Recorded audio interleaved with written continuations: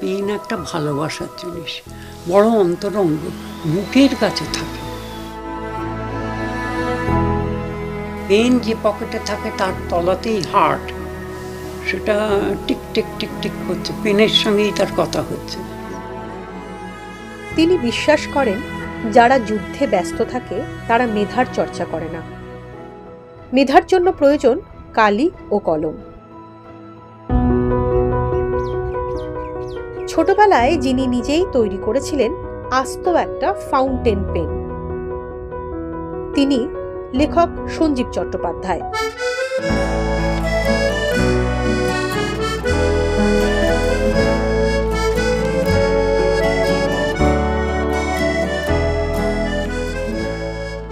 নব্বই ছুঁই ছুঁই লেখকের হাতের লেখায় এখনো মুক্ত ঝরে।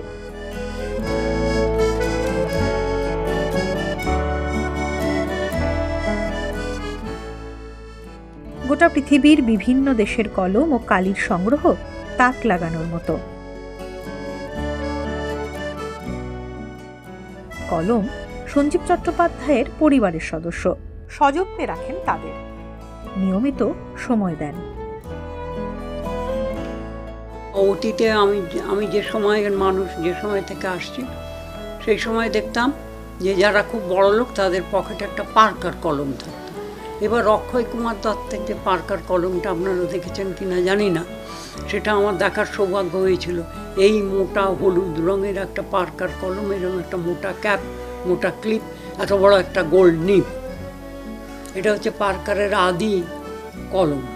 তা সেই কলম, তখনকার কালে মানুষ পকেটে ফাউন্টেন পেন নিয়ে ঘুরতো না। ফাউন্টেন পেন বুক পকেটে রাখাটা একটা স্টাইলে পরিণত হলো অনেক পরে। আমার কাছে একটা কলম আমেরিকার থেকে আছে, সেটা হচ্ছে রেড ইন্ডিয়ানদের কলম। আর আমার কাছে প্রথম যে ওয়াটারম্যান কলম বেরিয়েছে তার বিজ্ঞাপনে ছিল এই কথাটা লেখা, এই একটা কলম কালিসহ বুক পকেটে ব্যবহার করতে পারবেন, কারণ কালি আপনার পকেট ভিজিয়ে দেবে না। আমার পিতা, তিনি ছিলেন একজন মস্ত বড় কেমিস্ট। তিনি একটা চ্যালেঞ্জ গ্রহণ করেছিলেন আচার্য প্রফুল্লচন্দ্রের উদ্দীপনায়, যে বিদেশ থেকে যেসব জিনিস আমাদের ভারতবর্ষে আসে সেগুলো তিনিই তৈরি করবেন। তা তখন ফাউন্টেন পেন ইঙ্ক আসতো লন্ডনের স্টিফেন কোম্পানি থেকে, এবং সেটা পোর্সিলেনের জারে আসতো, কলকাতার হোয়াইট ওয়েলের লতে বিক্রি হতো।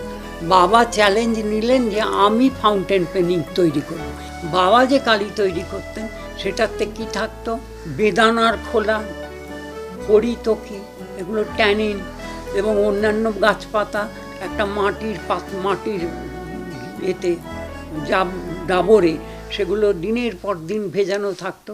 থাকতে থাকতে একটা টক্সিক ফর্ম হতো, সেটার থেকে উনি ফিল্টার করে নিতেন।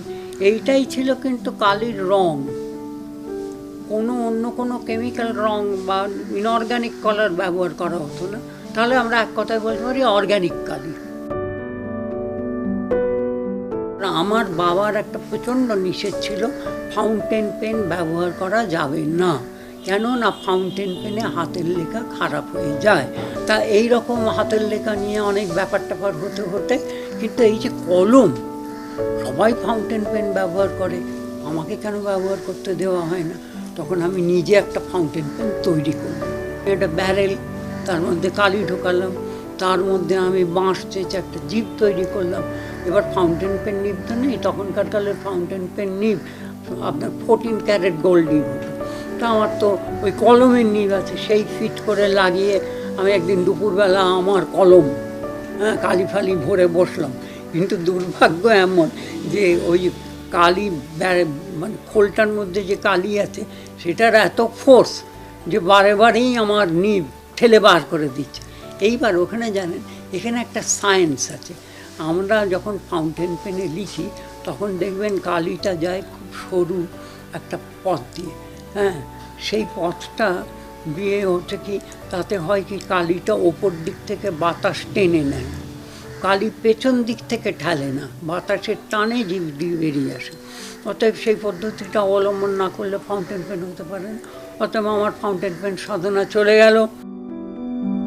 আমার প্রথম ফাউন্টেন পেন প্রাপ্তি সেই কালের সেফার্স, আমার পৈতের সময় আমার মামা আমাকে একটা শেফার্স কলম দিলেন, সেটাকে আমি শালগ্রাম শিলার মতো শয়নে স্বপনে বহন করে বেড়াতাম। এইবার সেটা আবার আমি যখন ম্যাট্রিক পরীক্ষা দিচ্ছি 1950 সালে, আমাদের সেই পুরনো বাড়িতে একজন পুলিশ অফিসার চুরি করে নিয়ে চলে গেলেন। পুলিশও যে চুরি করে সেটা তার সাক্ষী আমি। আমার তখন ম্যাট্রিক পরীক্ষা, কলম তিনি এসছেন আমাদের বাড়িতে, কলমটা দিয়ে লিখছি, উনি বোধহয় দেখেছিলেন। হঠাৎ উনি বললেন আমি এক গ্লাস জল খাবো, জল দিলাম। বললেন শুধু জলে কী হবে, একটা পান চাই। আমি আবার নেমে গেলাম রাস্তায় পান কিনতে, তিনি পান টান খেলেন। এবার পুলিশ তো, তাকে তো কেউ সন্দেহ করবে না। এবার তিনি চলে গেলেন, সঙ্গে আমার কলমটাও চলে গেল। একবার সুনীল গঙ্গোপাধ্যায় ফ্রান্সে যাচ্ছেন, আমি বললাম সুনীল দা, আমার কাছে তো সব দেশের কলম আছে, কিন্তু একটা ফরাসি কলম নেই। এই কথাটিই বলেছিল। কিন্তু এত উদার মানুষ আর আমাকে এত ভালোবাসতেন, তিনি যেদিন ফ্রান্স থেকে ফিরে এসে অফিসে এলেন, সঞ্জীব বলে ডাকলেন, গেলাম, উনি আমাকে একটা ফরাসি কলম দিলেন, Waterman. Sheaffer American, Parker England, Waterman France, জার্মানির হচ্ছে মবলা। এরপরে স্টাই পেন বলে একটা পেন, সেটা আমাকে যিনি উপহার দিয়েছেন, সেটা এসেছে কোনো স্ক্যান্ডিনেভিয়ান কান্ট্রি থেকে। তা এই করতে করতে আমার কলমের সংখ্যা প্রায়, এখন আমি গুনিনি, 1000 তো হবেই। কোন কলমে হাতের লেখা ভালো হবে সেটাও ভাবা দরকার। তার হাতের লেখা যদি ভালো করতে হয় তাহলে you are to be a little bit choosy, কোন কলমে লিখবেন। মবলা একটু মোটার দিকে যায়, কিন্তু এইবার কলমটাকে যদি উল্টে নিই, মানে অভ্যাস রিভার্স করে নিই, তাহলে তাতে আবার সরু হতে পারে। কিন্তু কলম সেই দেশেই বেশি হয় চর্চা যেখানে লেখালেখি মেধার চর্চা আছে, যেখানকার মানুষ লেখাপড়া করে, শুধু যুদ্ধ করে না। আমার কাছে সব দেশের কলম আছে, রাশিয়ার কোনো কলম নেই, ওরাও কলম নিয়ে মাথা ঘামায় না।